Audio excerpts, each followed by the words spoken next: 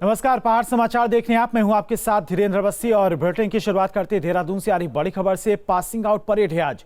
POP में 387 cadets शामिल होंगे। 319 नए युवा सैन्य अधिकारी आज देश को मिलेंगे।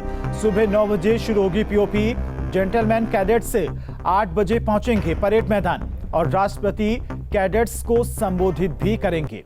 तो आज देश को 319 नए युवा सैन्य अधिकारी मिलने जा रहे हैं और राष्ट्रपति रामनाथ कोविंद आज पासिंग आउट परेड में शामिल होने के लिए देहरादून पहुंचेंगे। तो भारतीय सैन्य अकादमी में पासिंग आउट परेड आज सादगी से आयोजित की जाएगी। सेना मुख्यालय से दिशा निर्देश मिलने के बाद अकादमी प्रबंधन ने गुरुवार शाम को यह जानकारी दी है और देहरादून में आज भारतीय सैन्य अकादमी की पासिंग आउट परेड होनी है। पीओपी में 387 कैडेट्स शामिल होंगे और आज देश को 319 नए युवा सैन्य अधिकारी मिलेंगे। राष्ट्रपति रामनाथ कोविंद बतौर निरीक्षक अधिकारी पीओपी में शिरकत कर पासिंग आउट परेड बैच के कैडेट्स को संबोधित भी करने वाले हैं। कल से ही राष्ट्रपति रामनाथ कोविंद देहरादून पहुंचे हुए हैं और आज पासिंग आउट परेड में शामिल होंगे। और इसी खबर पर तमाम जानकारी के साथ में हमारे संवाददाता सुरेंद्र हमारे साथ जुड़ गए हैं। सुरेंद्र, आज पासिंग आउट परेड है देहरादून में। 319 नए युवा सैन्य अधिकारी आज देश को मिलने वाली हैं। राष्ट्रपति कितने बजे पासिंग आउट परेड में शामिल होने के लिए पहुंचने वाले हैं? देखिए, आज आईएमए की पासिंग आउट परेड है और साल में 2 बार पासिंग आउट परेड होती है। जून के दूसरे हफ्ते में और फिर उसके बाद दिसंबर के दूसरे हफ्ते में पासिंग आउट परेड होती है। क्योंकि पहले का जो शेड्यूल था उसमें सीडीएस जनरल विपिन रावत भी राष्ट्रपति के साथ आ रहे थे, लेकिन उनके देहांत के बाद शेड्यूल को चेंज किया गया। कमांडेंट परेड को रद्द किया गया और ये तय हुआ कि जो कार्यक्रम है वो उसी तरह से होंगे, लेकिन सादगी के साथ होंगे। यानी 8 बजे जो ड्रिल स्क्वायर है चैटवुड बिल्डिंग, उसमें सभी जेंटलमैन कैडेट्स पहुंच जाएंगे।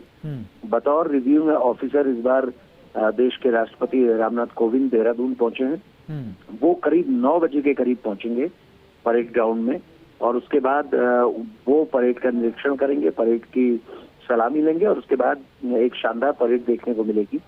लेकिन हर बार जो पीपिंग सेरेमनी या अन्य जरिए से हम जोश के साथ कैडेट्स को देखते थे, खुशी मनाते हुए देखते थे, हेलीकॉप्टर के जरिए पुष्प बरसाते हुए वायुसेना को देखते थे, वो तमाम चीजें इस बार नहीं होंगी। बहुत सादगी तौर पे इस कार्यक्रम को रखा जाएगा क्योंकि ये बहुत महत्वपूर्ण होता है। पासिंग आउट जब तक आपकी नहीं होगी तब तक आपको अपनी नई रेजिमेंट किस बटालियन का आप हिस्सा होंगे वो डिस्ट्रीब्यूट नहीं की जाती है। तो इसलिए पीओपी करना बेहद जरूरी है और खास तौर पे जो हमारे मित्र राष्ट्रों के जो जेंटलमैन कैडेट हैं, जो अब सैन्य अधिकारी होंगे अपने देश की फौज में, उनके लिए भी पीओपी बहुत जरूरी होती है। इसलिए पीओपी को नहीं टाला गया, लेकिन बहुत सादगी के साथ आज पीओपी को पूरा किया जाएगा। ठीक है सुरेंद्र, आप हमारे साथ बने रहिए, आगे भी आपके पास हम वापस आएंगे। और एक और बड़ी खबर आपको बता दें, आज गैरसैंण पहुंचेंगे पूर्व सीएम हरीश रावत। शहीद विपिन रावत की श्रद्धांजलि सभा में हिस्सा लेंगे। चमोली कांग्रेस आयोजित करेगी श्रद्धांजलि सभा और उत्तराखंड कांग्रेस अध्यक्ष गणेश गोदियाल भी इस कार्यक्रम में मौजूद रहेंगे। दोपहर 12 बजे से 2 बजे तक श्रद्धांजलि कार्यक्रम रखा गया है।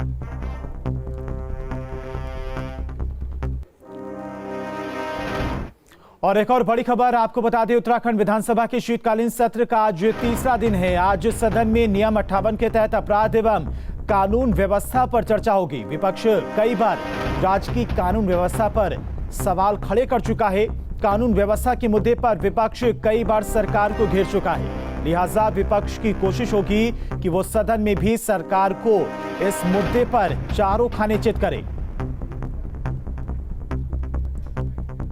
और सुरेंद्र रसीला हमारे साथ लगातार बने हुए हैं। सुरेंद्र, आज नियम 58 के तहत सदन में चर्चा होनी है, लेकिन विपक्ष की तरफ से प्लान है सरकार को कानून व्यवस्था के मुद्दे पर घेरने की तैयारी है। देखिए धीरेन्द्र, कुछ टेक्निकल एरर है। विधानसभा में नियम 58 के तहत दूसरे दिन सदन में चर्चा हो चुकी है अपराध एवं कानून व्यवस्था पर। आज तीसरा दिन है विधानसभा के शीतकालीन सत्र का और आज जो अनुपूरक बजट है, सप्लीमेंट्री सेकंड बजट कल पेश किया गया था 1353 करोड़ का, उस पर विभागवार चर्चा होगी। और इसके अलावा महत्वपूर्ण ये होगा कि आज देवस्थानम बोर्ड का जो मामला है, यानी देवस्थानम जो उत्तराखंड 4 धाम देवस्थानम प्रबंधन एक्ट 2000 21 है, उसको कैबिनेट के सामने रखा जाएगा। वहाँ माफ कीजिएगा, वो उसको सदन के पटल पे रखा गया था। उस पर आज विपक्ष चर्चा की मांग करेगा। अब ये देखना होगा सदन के भीतर कि क्या सरकार चर्चा की मांग के लिए तैयार होती है, क्योंकि कल नेता प्रतिपक्ष ने कहा था कि 2 साल पहले जब इस एक्ट को लाया जा रहा था तो भाजपा इसकी कई उपलब्धियां और इसके कई फायदे गिना रही थी। उस वक्त भाजपा के किसी भी विधायक ने इसका विरोध नहीं किया। अब 2 साल बाद सरकार इस एक्ट को खत्म कर रही है, वापस ले रही है, तो हम पूछना चाहेंगे कि आखिरकार ये सारी चीजें अब क्यों हो रही हैं, क्यों उस वक्त नहीं बोला। तो विपक्ष ये चाहेगा कि इस पर फिर से एक बड़ी कंट्रोवर्सी हो और चर्चा के दौरान कई सारी बातें सामने आए। हालांकि ये देखना होगा कि सत्ता पक्ष क्या तैयार होता है इस चर्चा की मांग के लिए। आज कांग्रेस कई सारे मुद्दों को उठा सकती है। गैरसैल का एक मुद्दा राजधानी का उसमें प्रमुख रूप से शामिल है, जिसको कांग्रेस उठा सकती है, क्योंकि कल बेरोजगारी के प्रश्न पर प्रश्नकाल में काफी चर्चा हो चुकी है। तो इसलिए नियम 310 के तहत कांग्रेस आज अन्य मामलों को लाएगी और नियम 58 में आपदा से जुड़ा मामला भी है, जो पिथौरागढ़ क्षेत्र के विधायक उठाएंगे। और इसके साथ ही आज ही उम्मीद है कि जो ये सत्र है ये अनिश्चित काल के लिए स्थगित हो जाए। ठीक है सुरेंद्र, तमाम जानकारी के लिए आपका बहुत बहुत शुक्रिया। चलिए बढ़ते हैं आगे। विधानसभा के शीतकालीन सत्र के दूसरे दिन वित्त मंत्री बशीधर भगत ने वित्तीय वर्ष 2021 और 22 का द्वितीय अनुपूरक बजट पेश किया। लेकिन बजट पेश करने से पहले सदन में विपक्ष ने जोरदार हंगामा किया और कई मुद्दों पर सरकार को जमकर घेरा। देखिए रिपोर्ट। उत्तराखंड विधानसभा में शीतकालीन सत्र के दूसरे दिन जमकर हंगामा हुआ। विपक्ष ने सरकार को घेरने में कोई कोर कसर नहीं छोड़ी। लेकिन इस हंगामे के बीच वित्त मंत्री बंशीधर भगत ने करीब 1353 करोड़ 79,08,000 रुपए का अनुपूरक बजट पेश किया। इस अनुपूरक बजट पर शनिवार को विभागवार चर्चा होगी। ये अनुपूरक बजट 2021-22 का 1353.7908 करोड़ का है, जिस पर कल विषयवार चर्चा होगी और जो मध्यवार चर्चा होगी और उसके बाद वो पारित किया जाएगा। सदन में सरकार की तरफ से कई अहम विधेयक भी पटल पर रखे गए, जिसमें चारधाम देवस्थानम प्रबंधन निरासन विधेयक भी शामिल है। इस पर भी विपक्ष ने सरकार को घेरा और चर्चा की मांग की। जिस तरीके से देवस्थानम बोर्ड को निरस्त करने का विधेयक सदन के अंदर रखा गया है, निश्चित रूप से कांग्रेस इसका पुरजोर विरोध करेगी। अब जब चुनाव नजदीक है, जब सरकार को ये एहसास हो रहा है कि चुनाव में इसका प्रतिकूल प्रभाव पड़ेगा, इसलिए उन्होंने इस देवस्थानम कानून को जो है समाप्त करते हुए इस विधेयक को सदन के अंदर लाने का काम किया है। हम इस पर चर्चा करेंगे। सदन में कांग्रेस ने दल बदल का मुद्दा उठाते हुए 2 निर्दलीय विधायकों राम सिंह खेड़ा और प्रीतम सिंह पवार की सदस्यता रद्द करने की स्पीकर से मांग की है। तो भाई अगर राजनीतिक दलों के इतर अगर कोई जीतेगा तो वो निर्दलीय विधायक होगा, कोई दूसरा थोड़ी होगा, अन्यथा लिखने की आवश्यकता नहीं है। तो अगर वो जीतता है और उसके बाद वो किसी अन्य राजनीतिक दल में प्रवेश करता है तो उसकी सदस्यता भी निरस्त होगी, ये हम कहना चाहते हैं। विपक्ष ने प्रश्नकाल के दौरान बेरोजगारी का मुद्दा उठाया और हरक सिंह रावत को जमकर घेरा। नेता प्रतिपक्ष प्रीतम सिंह ने मंत्री हरक सिंह रावत के बेरोजगारी के आंकड़े पर सवाल उठाए।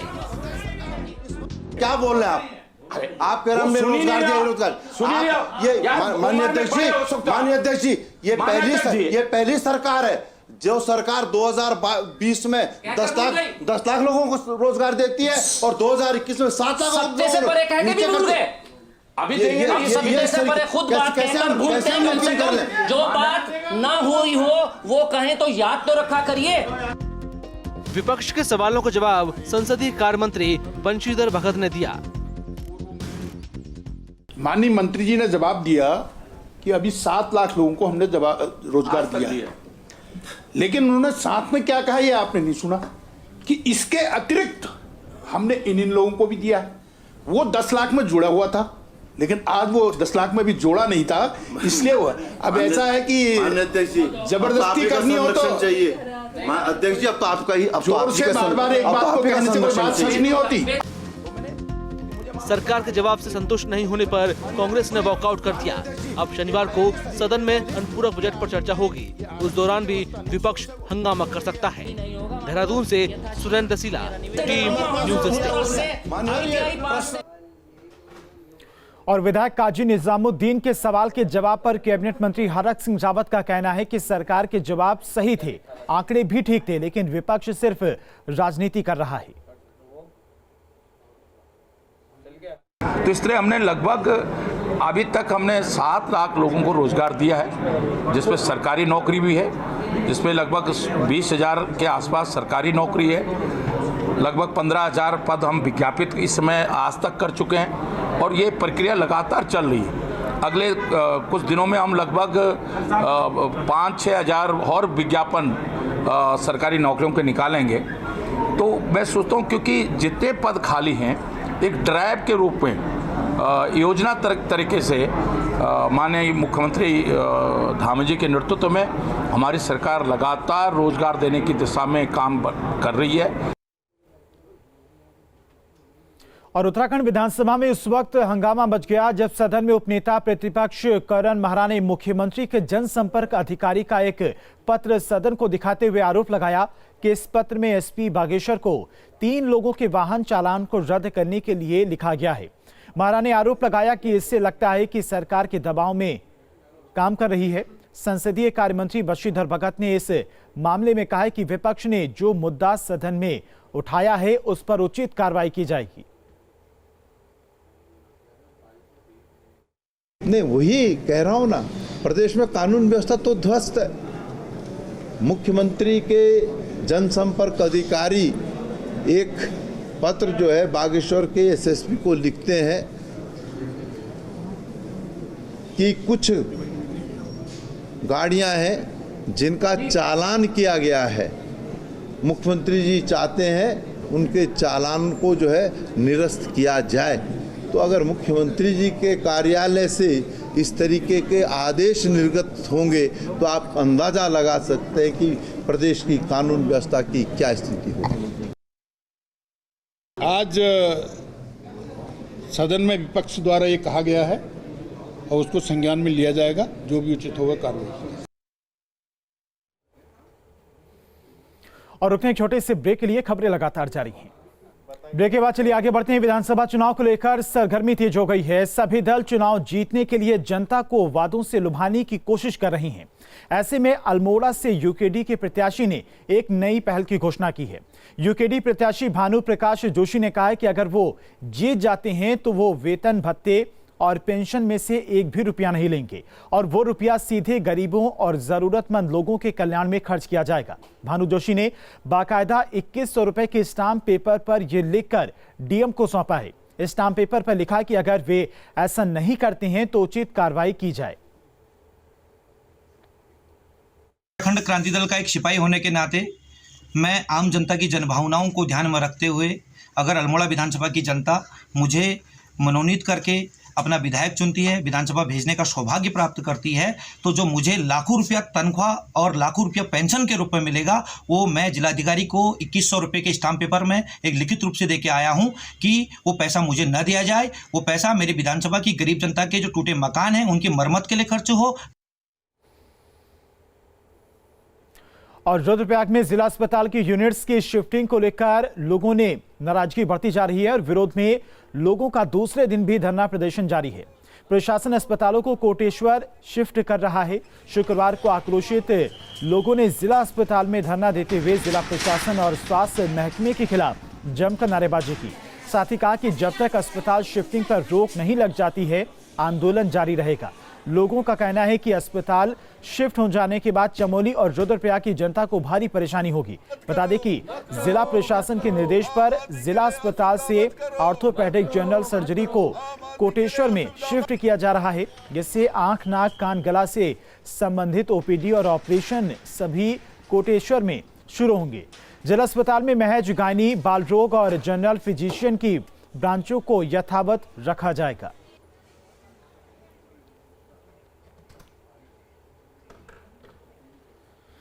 और उत्तराखंड का फॉरेस्ट रिसर्च इंस्टीट्यूट 13 दिसंबर से लोगों के लिए फिर से खोल दिया जाएगा और इस दौरान कोविड प्रोटोकॉल का लोगों को सख्ती से पालन भी कराया जाएगा। एक दिन में सिर्फ 200 लोग ही FRI कैंपस का दौरा कर सकेंगे और सिर्फ ऑनलाइन रजिस्ट्रेशन कराने वाले ही FRI कैंपस में घूम सकेंगे। कौन कह रहा है? और सर जी कह रहे हैं।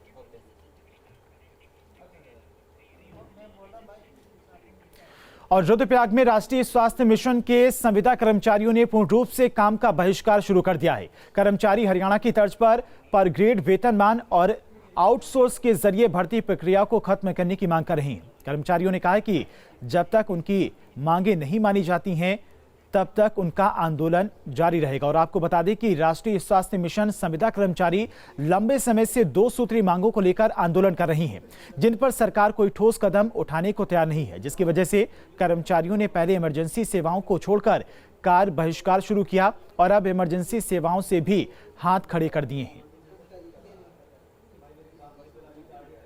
हरियाणा की तर्ज पे ग्रेड वेतनमान दिया जाए और 60 साल की जो सेवा है वो आसाम की भांति, जैसे आसाम राज्य दे रहा है, तो 60 साल की सेवा हमें इसमें दी जाए। दूसरी मांग जो हमारी आउटसोर्स को लेकर है कि आउटसोर्स जो अभी हमारे यहाँ पर एजेंसी थर्ड पार्टी से हमारे यहाँ पे भर्तियाँ हो रही हैं तो उसको तत्काल बंद किया जाए और जो हमारे पुराने लोग इसमें आए हैं उनको हमारे जिला स्वास्थ्य समिति में मर्ज किया जाए।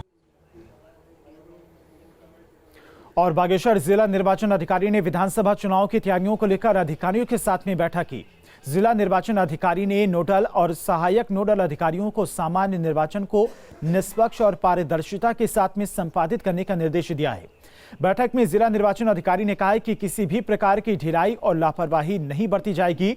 चुनाव के लिए आदर्श आचार संहिता और 1 महीने के भीतर कभी भी लग सकती है। उन्होंने कहा कि हर बूथ पर दिव्यांगों के लिए रैंप की व्यवस्था भी होनी है।